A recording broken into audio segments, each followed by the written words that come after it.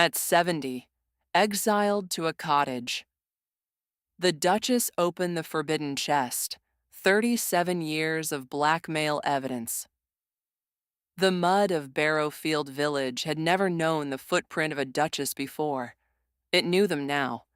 Isadora Ravenswood, 70 years old, straight-backed despite everything, her silver hair pinned under a bonnet that had seen better decades, walked away from the gates of her own home with a single trunk, a brass key she did not yet understand, and her loyal maid Edith, trembling quietly at her side. Behind her, Lord Bartholomew Cresthaven stood on the stone steps of Ravenswood Manor, watching her go with the particular satisfaction of a man who had been waiting 40 years for this exact moment. He did not gloat loudly. He did not need to. The closing of those iron gates said everything. "Where are we going, my lady?" Edith whispered. "Forward," Isadora said. "We are going forward." She had not cried yet. She would not cry where he could see. She had been a duchess for 43 years, had hosted kings, buried a son, survived a husband who grew quieter and more haunted with every passing winter. And she understood instinctively that dignity, once surrendered publicly, was nearly impossible to reclaim. So she walked. The village watched from behind curtained windows as she passed, and she held her chin level, her eyes dry, her grief locked somewhere deep behind her sternum where Cresthaven's satisfaction could not reach it. The cottage at the edge of Barrowfield had belonged to the estate once, a groundskeeper's quarters abandoned a decade prior when the old man died and was never replaced.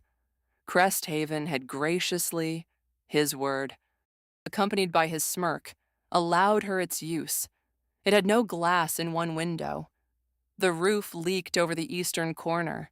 The fireplace drew poorly and filled the single room with smoke before it finally caught. Edith wept silently while she swept. Isadora did not stop her. That first night, sitting on a wooden crate because there were no chairs, Isadora turned the brass key over in her hands by candlelight. Nathaniel had given it to her 18 years into their marriage, pressed it into her palm without ceremony one ordinary Tuesday morning, his eyes carrying that shadow she had learned not to question. "Keep this," he had said, "but never use it. The chest in the east attic is not for you, Isadora. Promise me." She had promised. She had kept that promise for 25 years through every bewildering withdrawal, every financial anxiety he dismissed. Every year the estate felt somehow smaller than it had been the year before.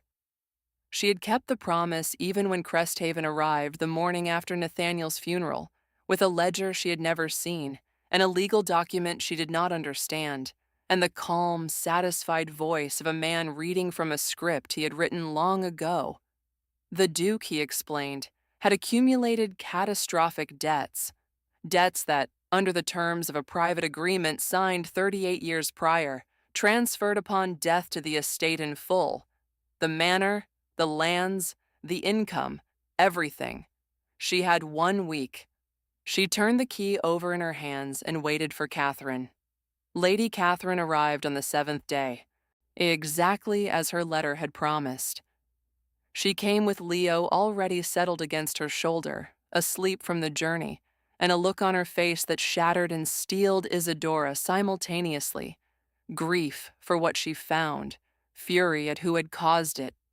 She set the boy down on the narrow cot without waking him, tucked her cloak around him with practiced efficiency, turned and surveyed the cottage with calm, intelligent eyes that missed nothing. "Tell me everything," she said, so Isadora told her. Every word Cresthaven had spoken, every document, every solicitor who had looked at her with polite, devastating indifference. Catherine listened without interrupting. When it was finished, she poured the last of the thin tea, set a cup before her mother-in-law, and said, "The debt is constructed. Men like Cresthaven always leave a seam. Now we need to find it before he realizes we're looking." The chest, Isadora said. She set the brass key on the table between them.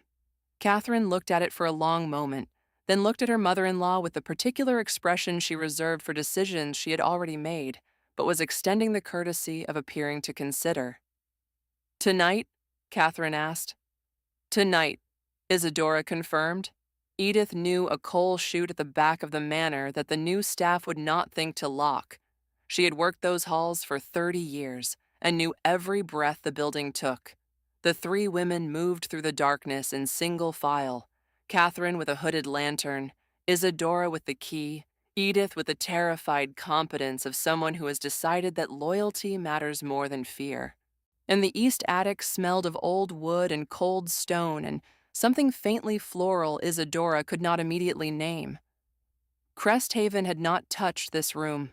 The dust lay undisturbed. The chest sat exactly where it had always sat, iron-bound dark oak, larger than she remembered, as though it had grown heavier with secrets in the intervening years. The red wax seal carried Nathaniel's crest pressed into it. He had sealed it himself. He had known he was going to die before any of this resolved, and he had sealed it anyway, and she had a furious, exhausted, heartbroken moment of wanting to be angry with him before she broke the seal and fitted the key into the lock. It turned. The lid opened smoothly, as though it had been waiting. Lavender. That was the scent. As someone had packed lavender sachets around the contents decades ago, long dry now but still faintly present, and the incongruous delicacy of it very nearly undid her. Lavender, which she had grown in the south garden every summer of their marriage, which Nathaniel had always claimed to merely tolerate, and which she had later discovered he had specifically instructed the groundskeeper to protect from the autumn pruning every single year. He had packed lavender into the chest he was hiding from her. She did not know what to do with that. Letters first. Bundles tied in black ribbon. The handwriting not Nathaniel's. A woman's script, small and slanted and urgent, addressed simply to N with no return address. Isadora handed them to Catherine, who untied the ribbon and began reading aloud in a low, careful voice, while Isadora continued through the chest. The woman's name was Elena. She had been 22 to Nathaniel's 41. The affair had lasted 8 months during the year Isadora had been away nursing her dying mother in Edinburgh. Elena had been Cresthaven's younger sister, a detail that did not arrive until the 4th letter, which Catherine read and then stopped and reread in silence before continuing aloud. The letters were not what Isadora had steeled herself to find. She had prepared for passion and recklessness. What she found instead was two lonely people writing to each other with a tenderness that made her chest ache despite everything. Elena describing the brother who monitored her correspondence, controlled her social calendar, and reminded her regularly that her primary value was the advantageous marriage he was arranging for her. Nathaniel writing back with guilt that increased with every letter. A man who knew what he was doing was wrong and could not stop, until the final letter in the bundle, which was not from Elena at all. It was from a physician. Formal, cold, 3 sentences. Miss Elena Cresthaven died in childbed on the 14th of March. The infant did not survive. Lord Cresthaven has been notified and requests no further correspondence on this matter.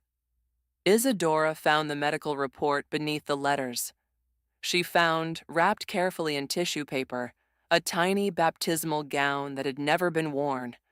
White lawn cotton with delicate embroidery at the hem, prepared in hope and become instead a monument to loss.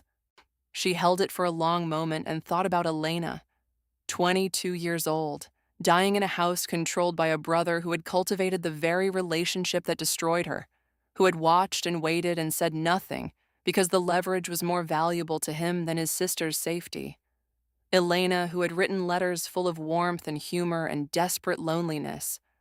Elena, who had trusted the wrong people and paid a price she should never have been asked to pay. Isadora set the gown down with a careful reverence due to a grief that was not hers, but which she recognized completely.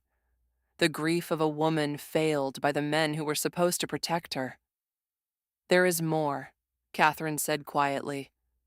Beneath the letters lay receipts, 37 years of them, documented payments in Nathaniel's hand, each referencing the matter of E.C. in language precise enough to track and opaque enough to survive casual inspection. Demand after demand in Cresthaven's signature, the amounts increasing at intervals that corresponded, Isadora realized slowly, to moments of family vulnerability. The year Julian was born, the year he came of age, the year he married Catherine. Every milestone Nathaniel had celebrated openly, Cresthaven had taxed privately. The final receipt was dated 4 months before Nathaniel's death. He had died still paying. Isadora sat back on the dusty floor and let the full weight of it settle. Not the anger. That would come later, clean and useful. What came first was the image of her husband at 41, watching Elena die, watching the child die, and then watching Cresthaven arrive with his ledger and his smile, and understanding in that moment that he had handed his enemy a weapon he would spend the rest of his life paying for. She thought about the man who grew quieter each winter. She thought about the shadows she had learned not to question. She thought about the lavender packed with such deliberate gentleness into this chest full of catastrophe. He had been ashamed. He had been trapped. He had loved her imperfectly in the way of men who cannot ask for help without detonating the very thing they are trying to protect. She could be angry with that man. She was. She also found, beneath the anger, something more complicated and more merciful. Forgiveness that was not yet fully formed but was already present, the way spring is present in February ground, invisible, undeniable, coming regardless. "How many copies before morning?" she asked. "Enough," Catherine said, and they went to work. They were back in the cottage before dawn. Catherine wrote until her hand cramped. 3 copies of every receipt, a detailed account of the extortion scheme, letters to the High Court, the Lord Chief Justice, the regional magistrate. Isadora signed each one with her full name and title. Isadora Celeste Ravenswood, Duchess of Ravenswood. Whatever Cresthaven had taken from her, her name was still hers. She intended him to see it on every document that dismantled him. Edith's nephew rode out at first light. He was 19, reliable, and motivated by 3 months of wages Cresthaven's accounting had conveniently erased. Cresthaven came to the cottage himself on the 4th morning. And he arrived with 2 men, and a confidence Isadora suspected was thinner than it appeared. The confidence of a man who has received an uncomfortable question and come to silence the source before more questions follow. She opened the door before he knocked. "Lord Cresthaven," she said, "how kind of you to call." He tried every instrument in his considerable arsenal. Legal threat, social threat, the suggestion that a woman of 70 without male representation had no legal standing, the implication that publishing Elena's story would destroy Leo's prospects, that Isadora, in choosing to fight, was choosing to harm her own grandson. He was skilled. She had always known he would be. He had been rehearsing this performance for 4 decades. She let him finish. Then she said, "You encouraged your sister to pursue my husband.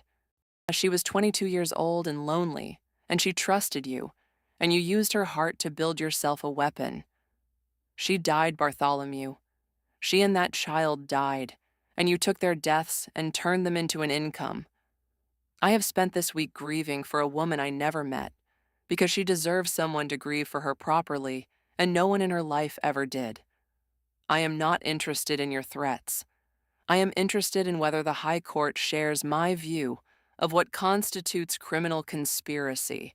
We shall find out together." The 2 men behind him exchanged a look that told her precisely how much of their loyalty was genuinely purchased. Cresthaven left without another word. The weeks that followed were not swift or clean. Justice rarely is. And there were delays and counterfilings and mornings when Catherine came downstairs with dark circles beneath her eyes and the tight expression of someone managing fear through productivity. There were afternoons when Leo, sensing the tension he could not name, became clingy and difficult, and Isadora would take him outside to walk the village lanes, pointing out the blacksmith, the baker, the old woman who kept geese, teaching him the names of people who had quietly and without ceremony brought soup and firewood and once a small repaired chair to their cottage door. "These are your people," she told him, though he was too young to fully understand. "A duke who does not know his village is no duke at all. Your father knew every name. So will you." The High Court investigator arrived 11 days after Cresthaven's visit, thorough, unhurried, treating Isadora with the specific respect extended to women who arrive with organized evidence rather than emotion alone. He spent 3 days at the cottage reviewing documents and another 4 at the manor. He asked Cresthaven questions that 4 solicitors were collectively unable to answer to anyone's satisfaction.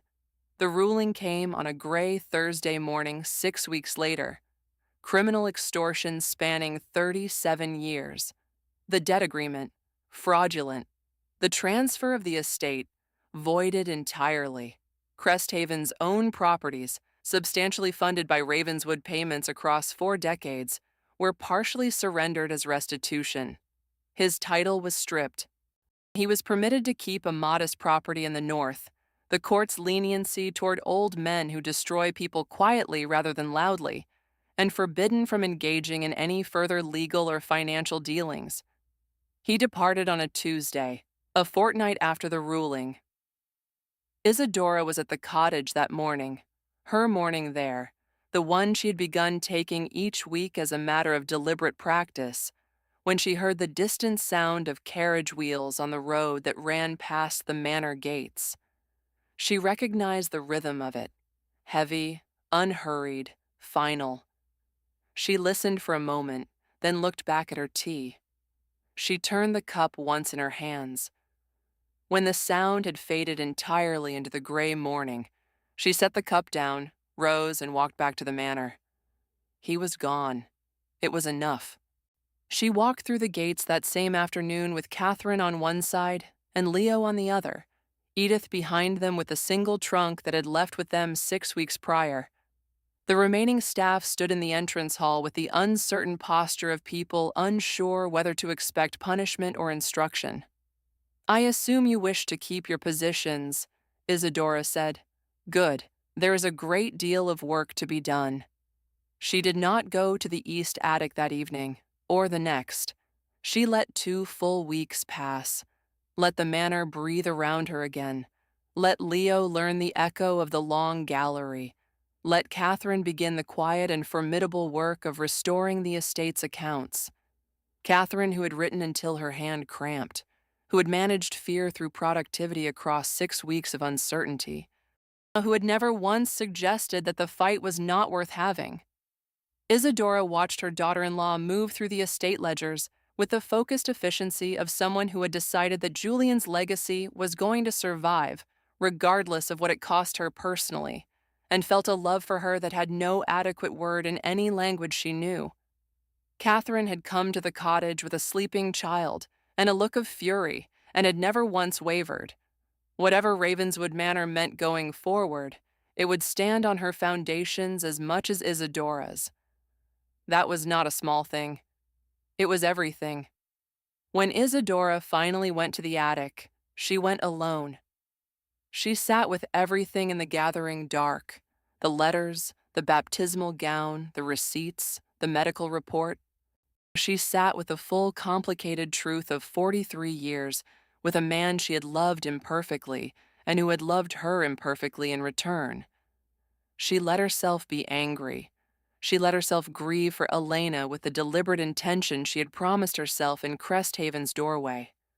She let herself grieve for the child who had never worn the gown, for the life Elena should have had, for the 22-year-old girl who had deserved a brother rather than a strategist.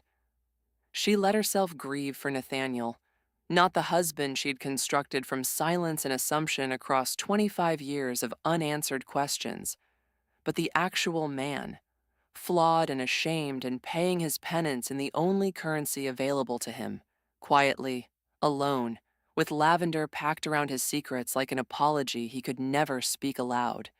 She placed everything back in the chest.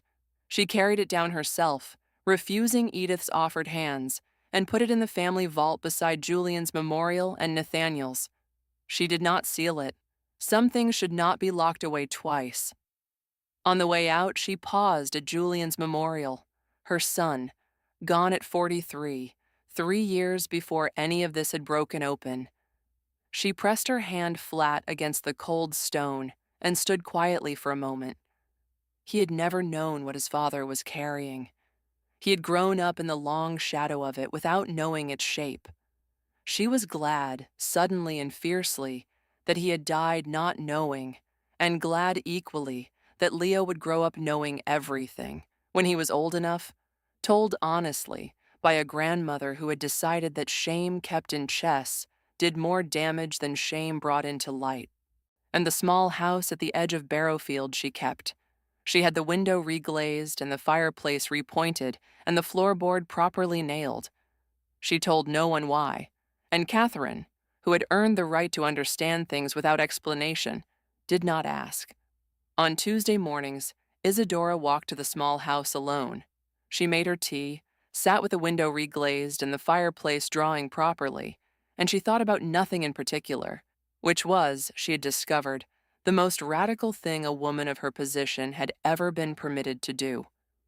When the hour was finished, she rose, set the cup down, and walked back up the lane toward the manor. It sat at the top of the rise the way it always had, stone and glass and 43 years of living, waiting, as it always had, for her to come home. She walked toward it at her own pace, not urgent, not desperate, simply a woman moving through her own life, in her own time, on a Tuesday morning in spring. That was enough. That finally was everything. Before you go, whose face came to mind while you read Isadora's story? A mother, a grandmother, a woman you know who carried someone else's shame for years without ever being thanked for it? Tell us in the comments. Not a word, a name or a story, or simply, I know someone like her. Because the women this story is about are rarely the ones history remembers by name, and this community is one place where they can be. Share this with someone who needs to hear that it is never too late to open what was locked, speak what was silenced, and walk back through gates that were closed against you. And if you are not yet part of this family, subscribe now. Every story we tell here is for people who refuse to let someone else's secrets define the rest of their lives.